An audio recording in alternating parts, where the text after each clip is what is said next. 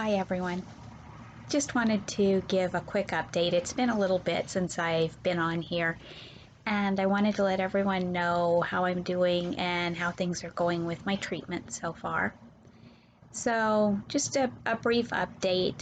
I've been through 2 surgeries so far, and they were not successful surgeries. But we're going to do another surgery here in the near future. I also have been through chemo. I had 4 rounds of a chemo that's referred to AC, or you may hear sometimes people talk about the red devil. The first one was rough. It was really rough, and I honestly at that moment understood why some people won't do chemo or why they give up. But then they made some adjustments, and my next 3 treatments of that particular chemo went much better. The next chemo that I'm on currently is called Taxol, and I had the choice of doing every 2 weeks or weekly treatments. And I chose the weekly treatment simply because it was explained to me that it would be much easier on my body. I wouldn't have to be on the at-home steroids, nor would I have to take the Neulasta, both of which created some issues for me. And so even though it's quite a trip every week to go from Lake Havasu to Phoenix, it was worth it to me to be a little bit easier on my body.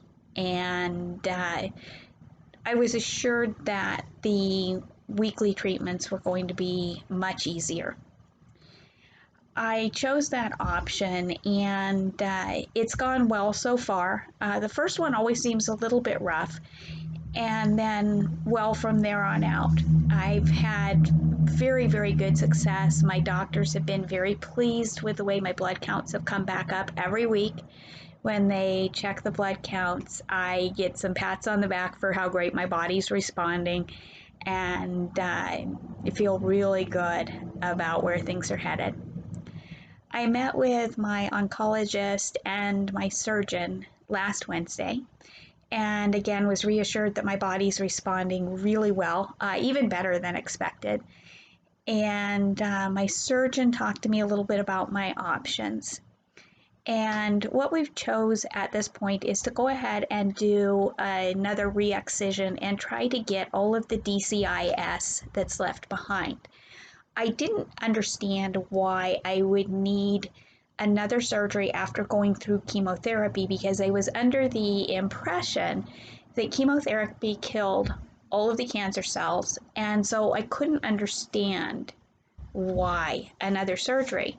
Well, when I talked to my surgeon about it, it was explained to me that what is left behind that they're concerned about is what they call DCIS, and it's not necessarily an active cancer. Chemo kills the active cancer, and the DCIS is left behind and can turn into cancer, and it can also metastasize. With the type of cancer that I have, this could happen very rapidly, and one of the goals is to make sure that we don't have that happen. So what they have to do is they have to be able to get all of the DCIS out of there and come up with clear margins around where they actually do the re-excision. So they've told me that this would really be the last opportunity to do this. If they do the re-excision and it's not successful again, we would have to, at that point, go ahead and do a mastectomy. I'm very hopeful and cautiously optimistic that we'll be able to just do the re-excision and call it good. But in any case, regardless, whatever I have to do, I'm going to do it. And I'm going to do it with the best possible attitude I can and keep a smile on my face and know that I've got the love and support of my family and my friends and my faith in God to bring me through this. So one way or the other, it's going to be fine. The next step after the surgery, which will take place about 30 days after my chemo, I'll have the surgery, and then about 30 days after that, I'll start radiation. The radiation could be anywhere from 4 to 6 weeks. It'll be done daily, and it will be in Phoenix, so I will be spending each week in Phoenix and then coming back on the weekends.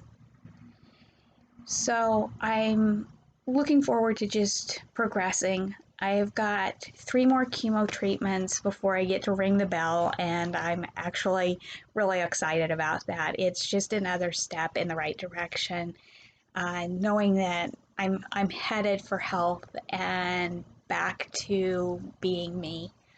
I'm really excited just to keep moving forward. So that's the update on where I'm at with things and what we can expect now. As we've learned with cancer, things can change very rapidly, and your plan for today could be different tomorrow. But that's okay. That's been something I've really had to learn a lot about. I've never been good at change. I don't like change. Even positive change can be challenging for me. I don't like not being in control.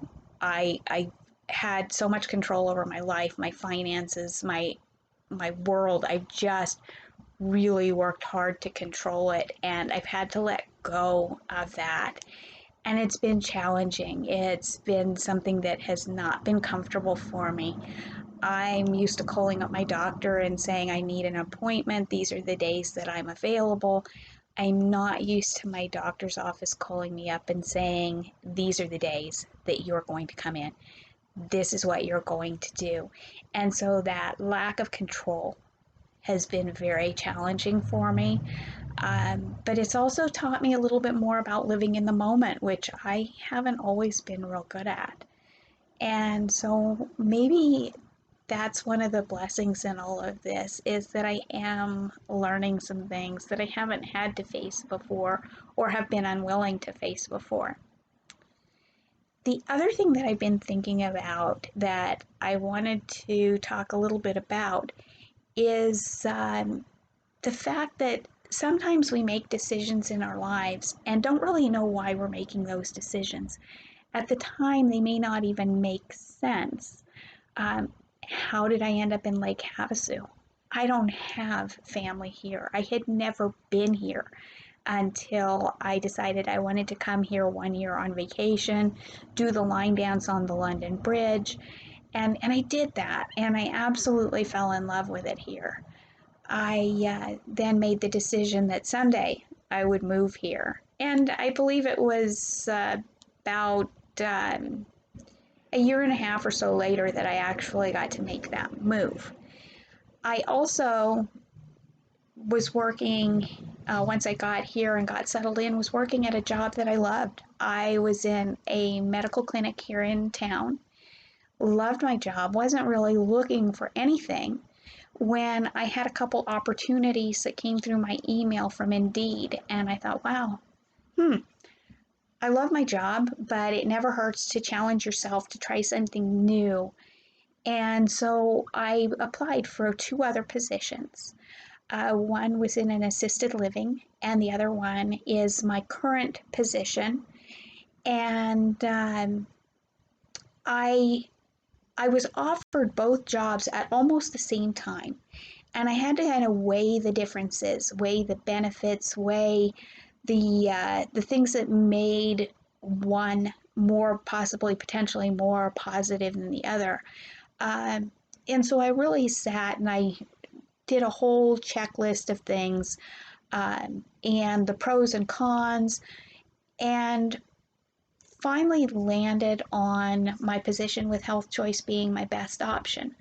I was somewhat hesitant because it was a work from home position. And in the past, I had tried working from home, and in all honesty, I failed miserably. And I thought, well, maybe this will be different. I don't have young kids at home, but I just really felt like this was the best option. And I have been so incredibly blessed. I have a great team that's been so supportive through all of this.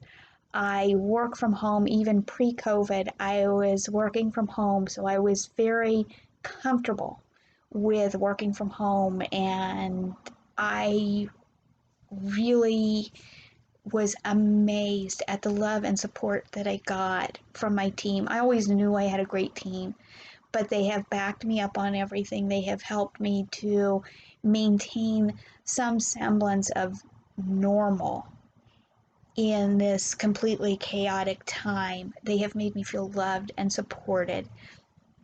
So why did I make the choices I made at a time when I couldn't even understand them? Sometimes there's just a higher power and the knowledge that everything will work out. You just have to follow those instincts. And in following those instincts, I ended up in Lake Havasu, surrounded by loving, supportive people. In my short time here, I wouldn't have expected the love and support while I'm going through this challenging time. I wouldn't have expected people to rally around and be so kind and so generous. And that's what I got, though, was I got a whole group of amazing people who accepted me as I am. I've always been kind of the outlier, maybe even a little bit unique, and never really fit in with the crowd. But it didn't matter here. I was loved and accepted just the way I am. I didn't know why I took this job that I took, other than something just told me, this is the place for you to be. You're looking toward retirement in the near future. This is the place to be. And although it didn't make sense at the time, being in Lake Havasu, having this amazing job, having great health insurance, and being able to make the choice of where I wanted my care also. I got great care when I went to Kingman for my mammogram and for my ultrasound, and they were so quick to get things lined out for me. But I had the choice to go to the Cancer Treatment Centers of America. Not everybody gets that choice. Not everybody has those options, but I did. And I'm blessed to have my guy in my life who has made this trip so much easier. He's been there to make sure that I get to Phoenix every week, that I have everything I need, that I don't have to worry about anything. Everything fell into place just the way it should. I didn't know 2 years ago that I was going to be facing this. I didn't know 2 years ago that I would have someone in my life that could stand by my side through something like this. We all know that if we get into a long-term relationship somewhere down the road, we may have to face health challenges. We may have to face those things that challenge the relationship. You don't think that less than a year into the relationship, you're going to look at somebody and say, I've got cancer. And you don't know that early on that they're actually going to stand by your side. So many people would have walked away. I could hear the words in my head. This isn't what I signed up for. You're not the person that I met. You know, I'm bald. I don't even recognize myself. But not once did I ever feel like I wasn't worthy of love. Not once did I ever feel like I wasn't good enough because of anything that he did or said. Any of that I felt because of me. And this has been a huge, huge challenge for me to love myself through this. So to have someone else love me and stand by me and know that all the choices that I've made over the last few years have led me to right where I'm at today, which is the best place that I could have possibly been. I didn't know why I made the decisions I made then, but I know now why I made the decisions I made. Trust your instincts, trust your faith in God, and know that if your heart leads you in a direction, it's leading you there for a reason. You don't have to fear change. You don't have to fear the unknown. Just have faith. I love you all, and I'll check back in soon. Peace and love. See you later.